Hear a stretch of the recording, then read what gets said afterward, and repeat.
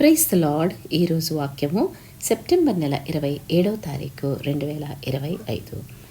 ఫిలిప్పీలకు రాసిన పత్రిక 4వ అధ్యాయము 19వ వచనము. కాగా దేవుడు తన ఐశ్వర్యము చొప్పున క్రీస్తు యేసునందు మహిమలో మీ ప్రతి అవసరమును తీర్చును. క్రీస్తునందు ప్రియమైన సహోదర సహోదరులారా, ప్రతి శనివారము నేను మీతో ఒక గొప్ప వ్యక్తి గురించి మాట్లాడుతున్నాను. ఎందుకంటే వారు చేసిన మంచి పనుల నుండి మనం కూడా స్ఫూర్తిని పొందుకుని మన జీవిత కాలంలో ఎంతైతే అంత చేసి వెళ్ళిపోదామనే ఉద్దేశంతో మాత్రమే పంచుకుంటున్నాను. అంతేకాదు, ప్రతి శనివారము ఒకే ప్రశ్న అడుగుతున్నాను. వీరందరూ వారి జీవిత కాలంలో చేయవలసింది చేసి వెళ్ళిపోయారు కదా, ఇప్పుడున్న మన పరిస్థితి ఏంటి?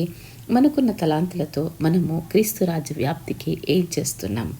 ఈరోజు మన డిస్కషన్ కొరకు జార్జ్ ముల్లర్ గారి గురించి తీసుకున్నాను. ఈయన ఒక క్రైస్తవ మత ప్రచారకుడు మరియు ఇంగ్లండ్లోని బ్రిస్టల్లోని యాష్లే డౌన్ అనాథాశ్రమానికి డైరెక్టర్. జార్జ్ ముల్లర్ తన జీవిత కాలంలో 10,024 మంది అనాథలను చూసుకున్నాడు మరియు అనాథలకు విద్యావకాశాలను అందించాడు. అతను పేదలను వారి బ్రిటిష్ జీవన శైలి సహజ స్థానం కంటే ఎక్కువగా పెంచాడని కొందరు నిందించారు. అంటే అంత ఎక్కువగా వాళ్ళను పైకి తెచ్చాడన్నమాట. అర్థం చేసుకోండి, కామన్ లైఫ్ స్టైల్ కంటే కూడా వాళ్ళని ఎంతో ఉన్నతంగా తీర్చిదిద్దాడు. అతను 117 పాఠశాలలను స్థాపించాడు. ఇవి 1,20,000 కంటే ఎక్కువ మందికి క్రైస్తవ విద్యను అందించాయి. చాలా సాక్ష్యాల నుండి ఒక సాక్ష్యం ఇక్కడ పంచుకుంటున్నాను. ఒక రాత్రి అతని భార్య మరుసటి ఉదయంకు పాలు లేవని చెప్పింది. వారు ప్రార్థించారు. దేవుడు నిన్ను ఎన్నటికీ విఫలం చేయడు అని జార్జ్ చెప్పాడు. ప్రార్థన తర్వాత తలుపు తట్టడంతో వారు 3 ఎన్వలప్ల డబ్బు మరియు మద్దతు హామీలను అందుకున్నారు. అంటే ప్రామిస్ చేసిన డబ్బును అందుకున్నారు.